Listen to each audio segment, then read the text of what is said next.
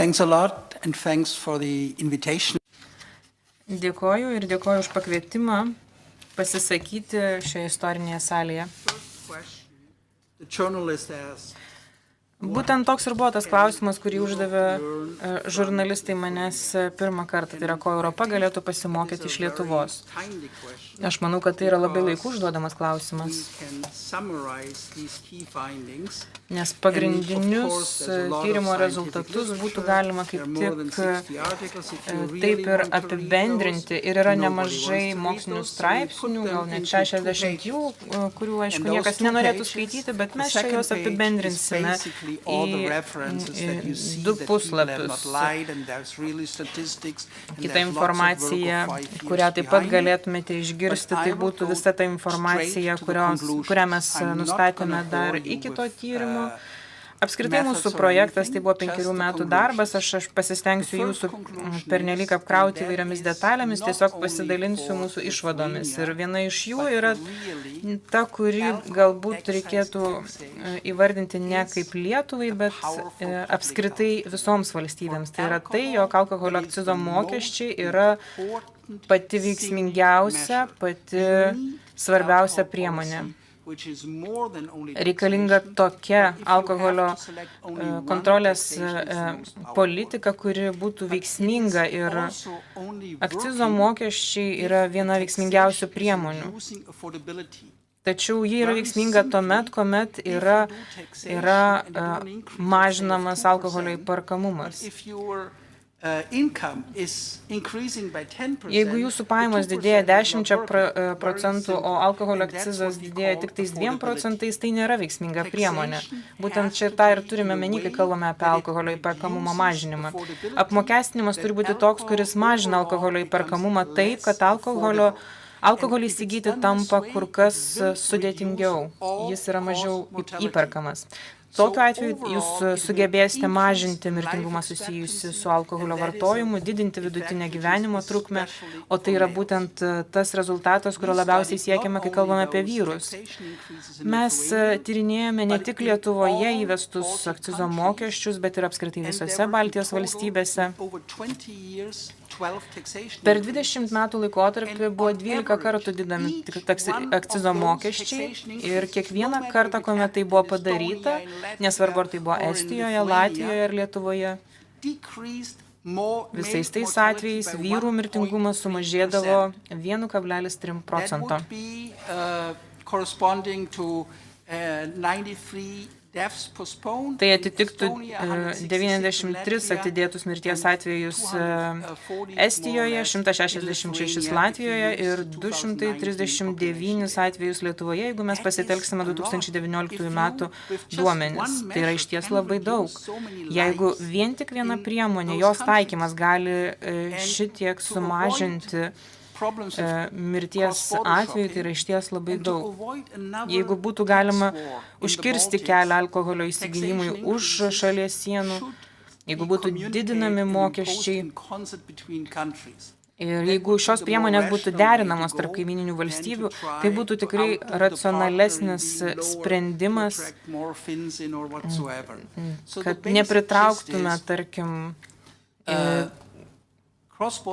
piliečių alkoholio pirktis kaimininės šalyse, kur būtų geresnė įperkamumo situacija. Taigi, alkoholio įperkamumo didinimas, mažinimas, alkoholio prieinamumo mažinimas kaiminėse šalyse yra labai svarbu. Tai mažina mirtingumą ir didina lygybę. Nelygybė tai reikštų, jog turtingieji turi ilgesnę vidutinę gyvenimo trukmę negu mažiau pasiturintys, nes mažiau pasiturintys ankstesniame amžiuje miršta. Taigi vidutinė gyvenimo trukmė didėja tuomet, kuomet didinami alkoholio akcizo mokesčiai. Ir būtent tą mes pastebėjome ne vienoje valstybėje, tačiau Lietuvoje mes sugebėjome tą akivaizdžiai parodyti. Taigi akivaizdu yra tai, kad jeigu norite pasirūpinti mažiau pasiturinčiais, siekiant didinti jų vidutinę gyvenimo trukmę ir gerinti jų sveikatą, Tai mokesčių didinimas, akcizo mokesčių didinimas alkoholiui tikrai yra veiksminga priemonė. Aš kiek vėliau dar pakalbėsiu apie jaunimą, tačiau čia reikėtų taip pat paminėti, jog apmokestinimo didinimas taip pat yra veiksminga priemonė, kalbant ir apie jaunimą. Reikėtų prisiminti 2017 metus, kuomet buvo padidinti alkoholio akcizo mokesčiai. Būtent tuo metu buvo žmonių, kurie dalyvavo demonstracijose prieš Seimą, buvo žiniasklaidoje straipsnių, kurioje buvo kalbama apie tai, kokį neigiamą poveikį gali padaryti ekonomikai akcizo mokesčio didinimas, tačiau rezultatas buvo priešingas. Taigi, ši priemonė yra paremta įrodymais, o ne bauginimu. Prieinamumo apribojimai taip pat yra veiksmingi, tačiau jie duoda kitokius rezultatus. Iš esmės, alkoholio prieinamumo apribojimas turi poveikį su alkoholiu susijusio mirtingumo mažinimui. Tai reiškia, kad tos ligos, kurios yra labai stipriai susijusios su dideliu alkoholio vartojimu, tai gali būti ir kepenų cirozė, kardiomiopatija ir kitos ligos, kurioms įtaką daro didelis alkoholio vartojimas. Taigi, kai kalbame apie tokių ligų užkardymą, tai čia prieinamumo apribojimai tikrai yra veiksmingi. Tačiau, kai kalbame apie bendrąją populiaciją, tai reikėtų paminėti, jog Lietuva buvo iš tų valstybių, kurioje mirtingumas buvo labai aukštas, tas, kuris yra susijęs su alkoholio vartojimu. Pirmadieniais taip pat buvo nustatyta, jog būtent yra ta diena, kuomet mirtingumas išauga. Taip yra todėl, jog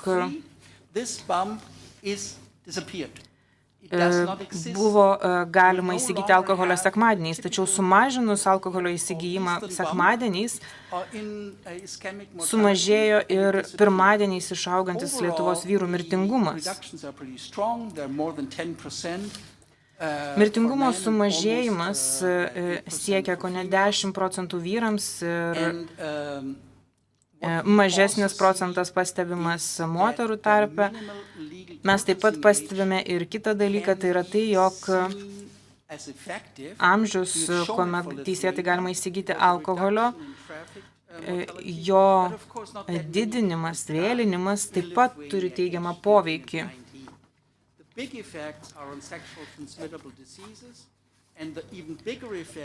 Alkoholio prieinamumo mažinimas taip pat turi poveikį ir kai kalbame apie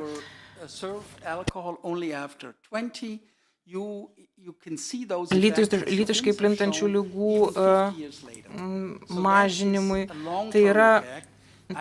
Čia kalbame apie priemonę, kuri savo poveikį gali pademonstruoti ilgalaikėje perspektyvoje. Na, o dabar grįžkime prie situacijos su jaunimu. Šioje grupėje buvo pastebėta, jog tiek apmokestinimo didinimas, tiek prieinamumo mažinimas yra veiksmingos priemonės. Tačiau labiausiai veiksminga priemonė buvo rinkodaros priemonių draudimas. Štai pažiūrėkite į šį žemėlapį. Čia matote 6 valstybės, kurios buvo pasirinktos kaip tokios, kurios randasi tame pačiame geografiškai regione, tai yra Latvija, Lietuva, Lenkija taip pat. Taip pat ir valstybės, kurios taiko panašias priemonės, tai yra Prancūzija. Prancūzija, kuri panašių laikų įvedė panašius rinkodaros priemonių draudimus, taip pat ir Estija. Italija taip pat yra sumažinusi alkoholio teisėto įsigijimo amžių. Padidino šį amžių.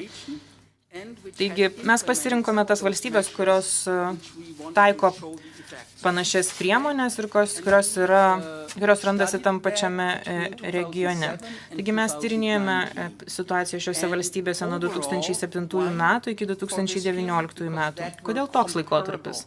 Tai yra tas laikotarpis, kuomet pagal skirtingus rodiklius galime palyginti šias valstybės.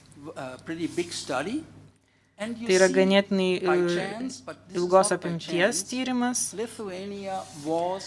Tad matote, jog Lietuvoje buvo didžiausias apsinuodijimo nuo alkoholio atvejų skaičius. Lietuva visuomet pasižymėdavo tuo nuo pat 2007 metų. O dabar, kaip matote, ji yra šių valstybių sąrašo pačioje. Čia taip nutiko po to, kai buvo įvestas rinkodaros priemonių draudimas, tai yra alkoholio reklama.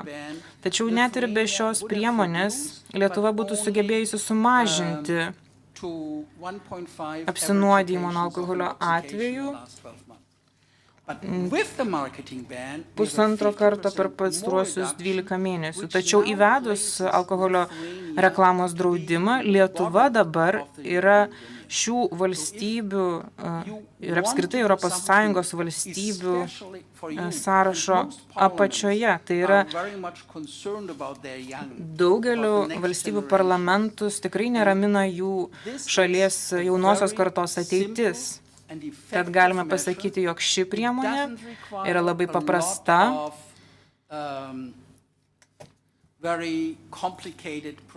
ji nereikalauja labai sudėtingos procedūros, tai yra tiesiog visiškas alkoholio reklamos draudimas, kad apskritai būtų paskelbta, jog tokio draudimo nesilaikymas yra jau įstatymo pažeidimas.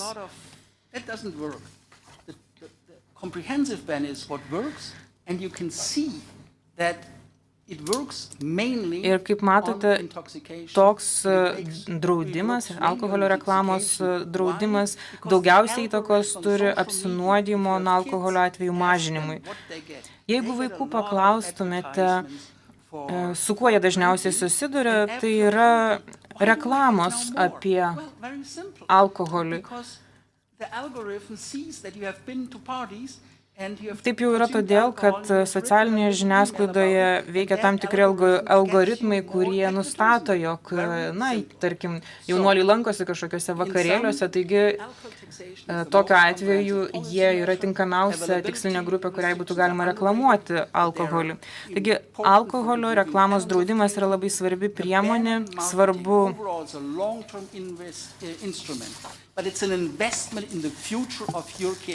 investuoti į šias priemonės, nes tai yra ir investicija į jūsų jaunąją kartą.